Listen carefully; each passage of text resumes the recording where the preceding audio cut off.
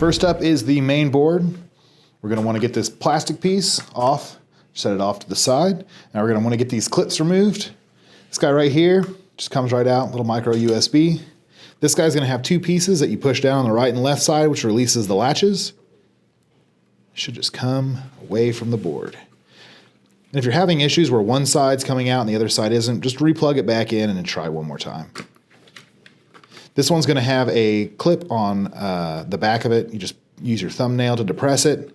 Just pull it right out. Same thing with this guy. It's going to have this large flap on the top. So use your thumbnail to push it down. If you need to, you can remove this piece of tape here, but I think we should be okay here today. This one, LVDS cables 1 and 2 right here. We're going to want to push down on the two plastic tabs on the right and left side, and then pull that right away from the board. After that, we should just have a handful of screws, and this should be coming up. This input right here is a separate board. It'll just come away. We can lay that off to the side. I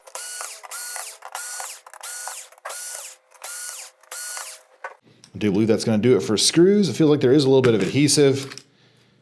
All of these white pieces right here, keeping the board fixed to the chassis. And that's it for the main board.